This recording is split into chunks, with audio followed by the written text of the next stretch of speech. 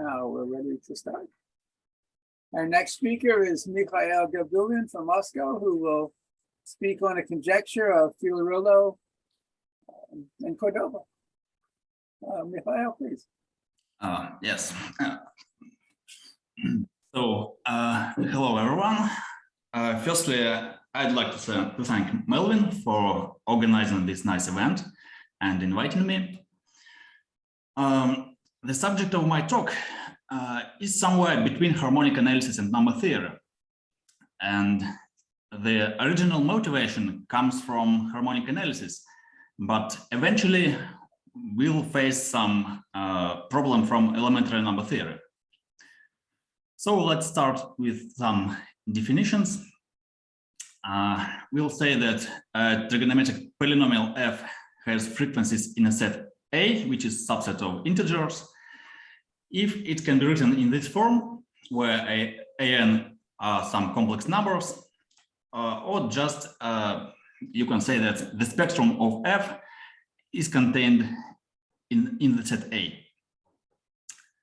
So one of the main definitions for us is the following. For fixed number p greater than 2, we say that a set A is a lambda p set if there exists a constant c, which may depend on set A and the number p, such that for any trigonometric polynomial f with frequencies in this set A, we have this inequality. So LP norm of any such polynomial f must be bounded by a constant times its L2 norm. So such an extremal property for set A. And there is a famous conjecture about the set of squares, which was first, I guess, discussed in the paper of Walter Rudin, which states that the set of squares is a lambda p set for any p between 2 and 4. And this is a notorious problem, which is still open. It's just known that it is true for the case where n are positive and non-increasing. It was shown by Antonio Cordoba, but it's completely open in the general case. Okay, so here we see that there is a restriction that p is less than 4. So what about p is equal to 4? Firstly, it's known that L4 norm of this polynomial with coefficients 1 is of this order. So we have this additional factor, growing factor, which is a logarithm of n to the power 1/4. So this means that the squares is not a lambda 4 set. Now I'd like to recall some notions from additive combinatorics. So probably most of you are familiar with this, but nevertheless, let's say a few words. So nevertheless, the case of p is equal to 4 is of great interest because L4 norms are associated with the number of solutions of some equations. For example, if f is a coefficient, is a polynomial with the coefficients 1, and it's written in this form where A is some finite set, then we see that it can be seen from the orthogonality. Then the fourth power of its L4 norm is just the so-called additive energy of the set A, which is just the number of solutions of equation A1 plus B1 is equal to A2 plus B2, where A1, A2, B1, and B2 are all from the set A. So we know that there is a trivial bound that L4 is at least L4 norm of a polynomial f is at least L2 norm, and L2 norm can be explicitly written as the square root of the size of A. And there is another trivial bound, which is already for the additive energy of the set A, which comes just from the trivial solutions, that is the solutions of the form A1, B1, A1, B1, and etc. So when just one side is a permutation of the other. Okay, so we have these two trivial bounds. And also it's important to recall the notion of a Sidon set. So if a set A enjoys the property that this equation, which is from the definition from additive integer, has only trivial solutions, or equivalently is the additive energy of the set A is minimal, then we say that this set A is a Sidon set. And it's easy to show that any Sidon set is a lambda 4 set. So we'll see it later. And now we'll come back to the squares. So in the case P equals to 4, Jean Bourgain made the following conjecture, that there exists delta such that for any trigonometric polynomial f with frequencies in the set n squared, where n is at most capital N, we have this bound. So we saw that there is this bound where all the coefficients are equal to 1, and this power is 1/4. So clearly delta must be at least 1/4. But as for some progress towards this conjecture, we just can know that there is kind of trivial bound of this type, where we can estimate the L4 norm of such a polynomial in terms of its L2 norm multiplied by this factor, where tau is the divisor function. And we just see that here is the maximum of the function tau, where m is less than n squared, roughly speaking. So it's well known, and it's easy to show that this maximum is something like that. So this guy is n to the power small o of 1. So it's easy to write here n to the epsilon for any epsilon, but not the power of logarithm. So this conjecture is also open. And let's go further, and just to shorten the interval somehow to make a conjecture that we can work with, just to be able to prove something. So there is another conjecture, which is a truncated version of the previous one, and which was made by Cilleruelo and Cordoba 30 years ago. It states that for any fixed gamma from interval 0, 1, and any trigonometric polynomial f with frequencies in the set n squared, where n is at least n and is at most n plus n to the gamma, we have this inequality. So roughly speaking, this means that this set is lambda 4 set, but in the sense that the constant may depend on gamma, but not on n, not on capital N. So formally, any finite set is a lambda 4 set. So it's not interesting. But as I said, the point is that there should be a constant which depends only on gamma, but not on capital N. So, okay, we have this conjecture. And what is known here? Firstly, the first test is, as usual, to verify what's going on with the case where all the coefficients are equal to 1. And here it's okay. This holds for any fixed gamma and the polynomial f with coefficients equals to 1. It's not a problem. Also, it can be mentioned that this set where we have squares from capital N to capital N plus capital N squared, this set is a Sidon set. It's just an easy exercise. It can be done manually. So this implies that the conjecture of Cilleruelo and Cordoba holds for any gamma which is less than or equal to 1/2. And it's kind of trivial. So what is surprising that this conjecture seemed to be open for any gamma greater than 1/2. And probably it was open just for all the 30 years.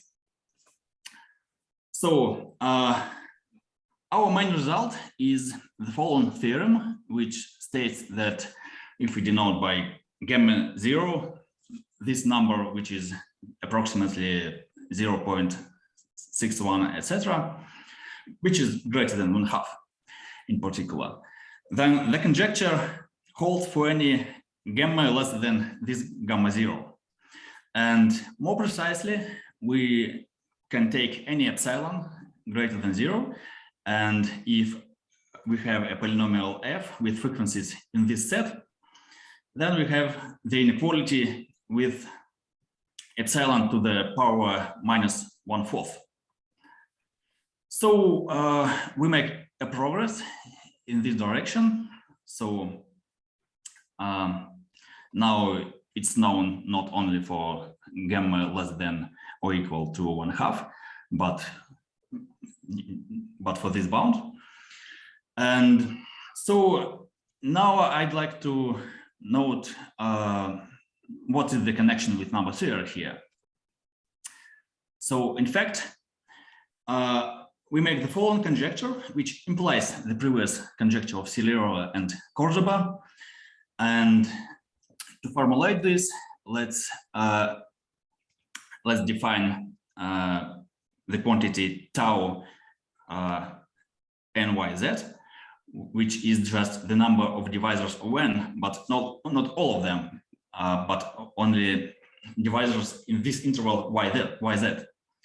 So it's the number of divisors of n from this interval.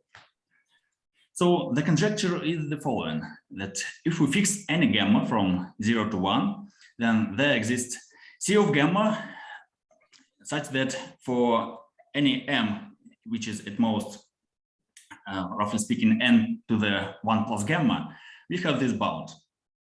So in other words, if m is not too large, then it has a bounded number of divisors in this interval. Okay, so how to reduce the initial conjecture to this one? There is a standard argument, which is the following. Let's take a polynomial f and write it in this form. So we need to estimate L4 norm of f. Let's write it. Let's write the absolute value of f squared in this way. So here the coefficients Cm are just kind of convolutions of the coefficients an, and so we can use the Cauchy-Schwarz inequality to bound Cm. So if we write here the factor 1 and apply this inequality, then we see that Cm squared is bounded by the number of representations of m as a difference of two numbers from capital A, this A of m, multiplied by this guy, by this double sum. Okay, so also we can explicitly write what C sub 0 is, and finally, using the Parseval identity, we can write this expression for L4 norm of f. So this will be equal to this sum Cm squared. And finally, using the bound for Cm, we can write this inequality, this final bound. So this implies that L4 norm of f is at most L2 norm of f multiplied by this guy to the power 1/4. So this simple argument shows us that we can bound L4 norm of f in terms of this function r, which counts the number of representations of m as a difference of two numbers from capital A. And this argument is kind of standard but usually people write it with plus instead of minus. So if you write here not absolute value of f, but just f squared, then you will get everything the same, but with plus instead of minus.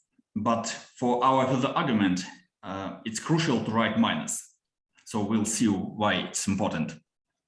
So, okay, anyway, we have this bound, and it can be rewritten as this one.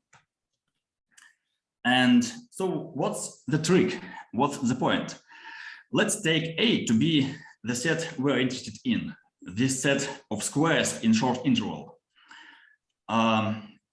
If a number m has representations as a difference of two numbers from capital A, then it can be written in this form, and it's just equal to S1 minus A2 multiplied by this guy, 2n plus S2 plus S1, where Si is at least k.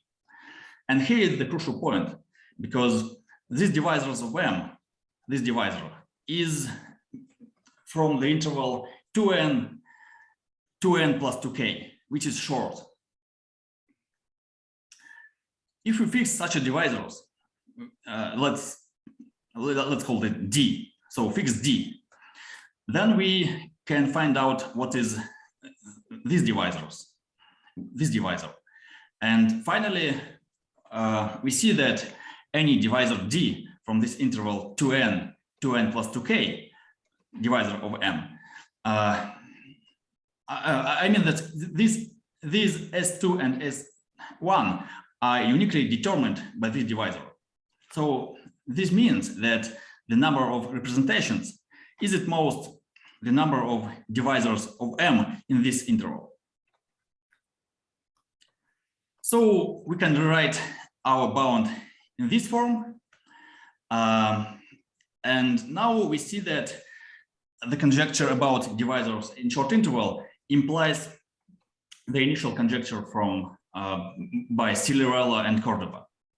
So it's enough to understand something about divisors in short intervals. Also, it's worth mentioning that our conjecture about divisors is very close, if not equivalent, to the following conjecture of Imre Ruzsa, which states the following: for any epsilon, there is C of epsilon such that any positive integer n has a bounded number of divisors in the interval square root of n, square root of n plus n to the 1/2 minus epsilon. So it's indeed very close to what we conjectured. And it's known to be true for any epsilon which is greater than 1/4. And it can be shown similarly to what I'm doing below. So in fact, some known argument for this conjecture works for our conjecture as well, and vice versa. So this this number 1/4 is corresponding to the number gamma null I mentioned before. So this conjecture looks very similar, and I guess a progress in one of them would imply a progress in the other. Okay, so to prove the main result, it's enough to understand how to bound the number of divisors of m, which is not too large in this interval. Okay, so I guess I'll skip the proof or a sketch of proof and just tell you something more about results in the area. So, okay. Also, there is a toy problem in this direction. Well, roughly speaking, I use this inequality for the least common multiple of numbers di in terms of its product, their product, and this product of pairwise the greatest common divisors. And in the proof, I use the trivial bound that di dj is at most k, is at most 2k. So I assume that a number m has large number of divisors di in this interval. So then this di dj is at least the difference between this di dj, and it's at most 2k. So this trivial upper bound finally, I guess, doesn't allow us to prove something stronger. So, okay, anyway, I'll skip some technical details, and let's say something about higher powers. So similar question can be posed for the set of higher powers. Say, let's consider the set of cubes, and again, it can be done that this set n cubed, where n goes from capital N to capital N plus 1/2 n to the 1/3, is a Sidon set. So it's also a lambda 4 set, and it's interesting to improve this bound. And our technique allows us to prove the following: if we denote by gamma 1 this number, then we have a similar bound for L4 norm of a polynomial f with frequencies in this set, and it's just analog of conjecture of Cilleruelo and Cordoba, but for cubes. So on the other hand, it's logical to conjecture that the set of cubes itself is a lambda 4 set. So the whole set of cubes is a lambda 4 set. And nevertheless, it's not known, and probably it's even harder than for the case of squares, because here even this bound is not known, where all the coefficients are equal to 1.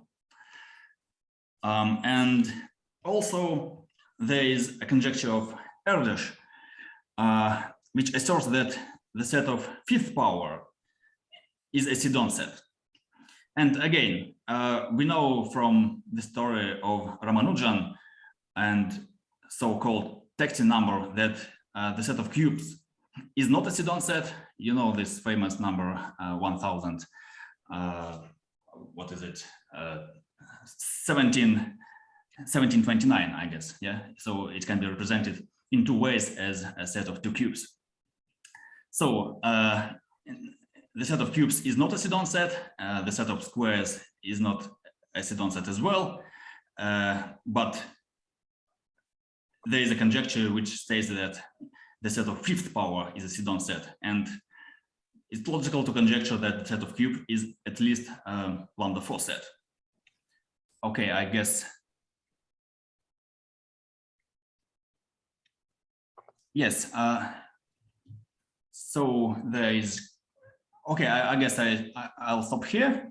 So thank you for the attention. There are some comments in the chat. I guess that. Let me thank our speaker. And yes, there were a couple of questions in the chat that you might want to reply to. Yes, so I tried to find something like that, but I guess that there is just a result. Sorry. So Mikhail, perhaps Yes. you should say what the question is, because not everyone can see the chat. Okay. So the first question is, that is this bound a result of Huli? Maybe I don't know something, but I didn't find this in the literature. If someone could give me the link, I'd appreciate that. In fact, I saw a paper of Trevor Woolley who wrote this question, where similar bounds obtained for not an interval, but for the numbers from interval which are smooth. But okay, maybe this is also known. If it's the case, then it's fine. Please give me the reference. And the other question, or maybe comment is about is about conjecture of Erdős, which proved the upper bound for the fourth moment of for cubes. So okay, maybe I don't know something, and I'll try to find it. So, or just give me please the references. So if there are further questions.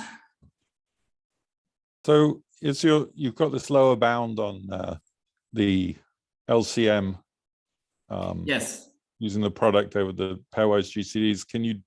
Is that optimal? Can you do better maybe with 3 GCD of 3 things?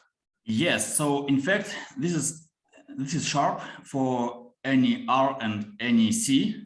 So it can be shown but by simple examples. Also, there is a problem. I mentioned that in the proof, I just use when I apply this lemma, I just use the trivial bound for the greatest common divisors dij, which is just at most 2k. So in fact, there is a nice and interesting, I guess, toy problem for 10 divisors. So let's look at this example. So we can take 5 primes, pi, p1, so on, p5, and if they are from this interval, actually they can be not primes but just any numbers. But for simplicity, let it be primes. So if we consider this dj, this divisor of this form, where we can just triples of this pi and multiple them, then we in fact get 10 divisors of this form, and they will be close to each other. So this construction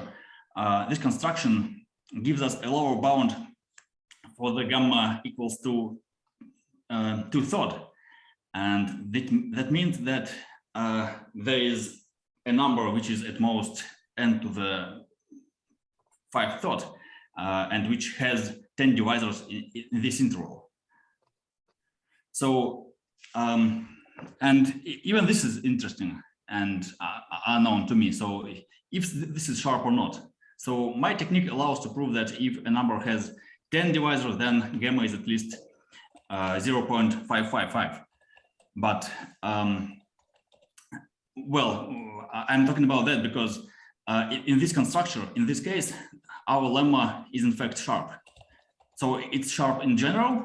It can be shown by some examples, and also it's sharp in some crucial examples, which appears in the proofs and discussion of the proof. So yes.